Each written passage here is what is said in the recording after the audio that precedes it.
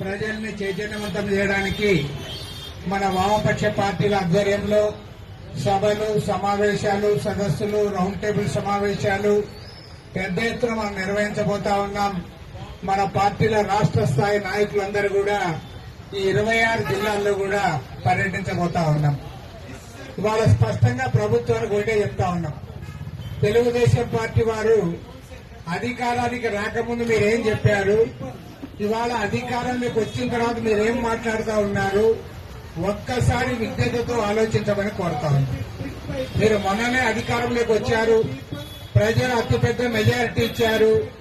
మేమేదో మాకు కడుపు మంటతో మాకు అసెంబ్లీలో ఎమ్మెల్యే లేరు కాబట్టి మీ పైన శాపాలు పెట్టాలనే పద్ధతుల్లో మేము చేయడం లేదు. మేము చాలా క్లియర్ గా అడుగుతా ఉన్నాం. ఆ రోజు చంద్రబాబు నాయుడు గారు ఏం చెప్పారు, మేము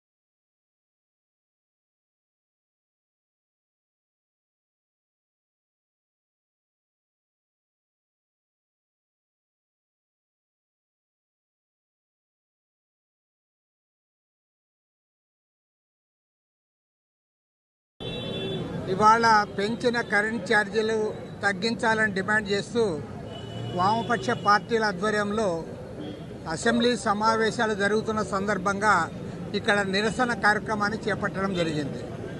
మరి గతంలో చంద్రబాబు నాయుడు గారు అధికారానికి రాకముందు చాలా స్పష్టంగా చెప్పడం జరిగింది. వారు అధికారంలోకి వస్తే రాష్ట్రంలో కరెంట్ ఛార్జీలు పెంచబోమని, పైగా వీలైతే తగ్గిస్తామని చెప్పి కూడా చాలా క్లియర్గా ఆయన చెప్పడం జరిగింది. కానీ ఇవాళ ఇప్పటికే 6,072 కోట్ల రూపాయల భారాన్ని ప్రజలపై, విద్యుత్ వినియోగదారులపైన మోపారు. రేపు డిసెంబర్ నెల నుండి వసూలు చేయబోతా ఉన్నారు. అదేవిధంగా మరో 11,820 కోట్ల రూపాయలు ఛార్జీలు పెంచడానికి ఇవాళ అభ్యంతరాలు తెలియజేయమని చెప్పి ఎలక్ట్రిసిటీ రెగ్యులేటర్ కమిషన్ వారు కోరారు.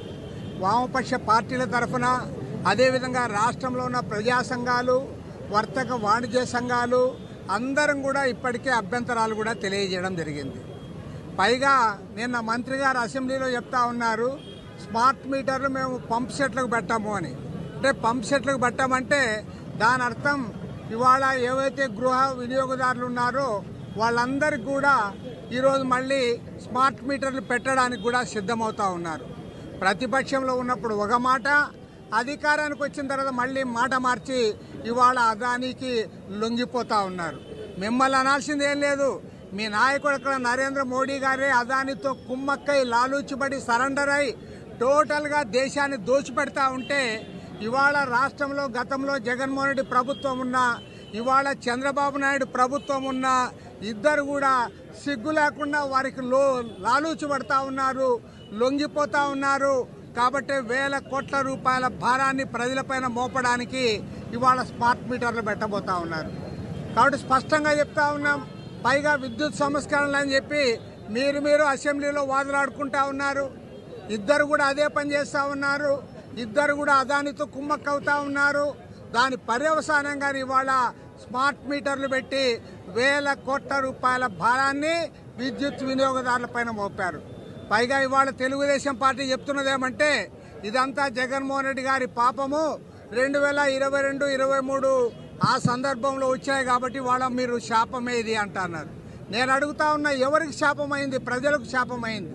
నిజమే, ఇవాళ మీరు చెప్పింది ఏంటి? మీరు ఎన్నికల ముందు అన్నీ తెలిసి ఉండి కూడా మేము అధికారం లేకొస్తే ఛార్జీలు పెంచమన్నారు.